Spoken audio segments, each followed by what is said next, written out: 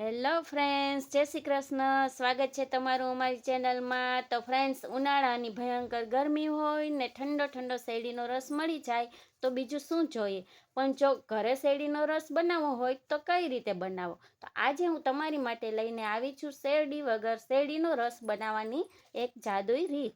હા, તમે સાચું જ સાંભળ્યું. માત્ર 2 જ મિનિટમાં આબેહૂબ બજાર જેવો જ ટેસ્ટ અને એવો જ ફીણવાળો રસ ઘરે કેવી રીતે બનાવવો એ જોવા માટે વિડીયોને અંત સુધી જરૂરથી જોજો. તો ચાલો આજે આપણે બનાવીશું શેરડીનો રસ.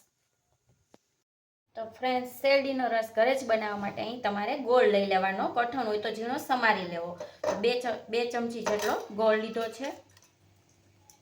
એમાં સંચળ પાવડર એડ કરીશું થોડુંક, અડધી ચમચી જેટલું.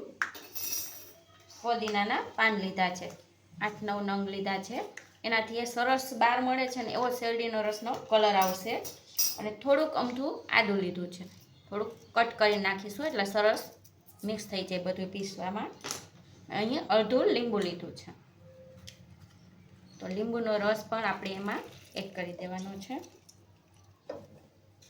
હવે 2-3 નંગ બરફના ટુકડા લીધા છે, એડ કરી દેશું. અને 1 ગ્લાસ પાણી એડ કરી દેશું.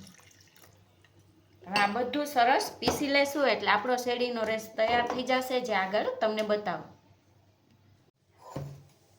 જો ફ્રેન્ડ, સરસ આપણે બધું પીસી લીધું છે. હવે એક ગાળણીની મદદથી ગાળી લેશું, જેથી આપણે આદુનું જે હોય મિક્સર થોડાક ફોદીનાનું રહી ગયું હોય એ ગળણીમાં રહી જાય. હવે આ તૈયાર છે આપણો શેરડીનો રસ. એને ઠંડો ઠંડો આપણે સર્વ કરીશું. સૌ પ્રથમ આપણે એમાં આઈસ્ક્રીમ એડ કરી દઈશું ગ્લાસમાં, અને ઠંડો ઠંડો આ શેરડીનો રસ સર્વ કરીશું. જો ફ્રેન્ડ્સ, કેટલો મસ્ત શેરડીનો રસ ઘરે બનીને તૈયાર થઈ જાય છે. ને તમે ટેસ્ટ કરશો ને તો બહારનો શેરડીનો રસ હોય ને એવો જ સરસ ટેસ્ટ આવશે. તો જ્યારે પણ ઘરે શેરડીનો રસ પીવાનું મન થાય ને તો ફટાફટ આ રસ બનાવીને પી લેજો. તો ઠંડો ઠંડો શેરડીનો રસ પીવાની ખૂબ જ મજા આવશે ગરમીમાં. તો વિડીયો ગમ્યો હોય તો વિડીયોને લાઈક શેર કરી દેજો, ચેનલને સબસ્ક્રાઈબ કરી દેજો. ફરી મળીશું નવા વિડીયોમાં. Thank you.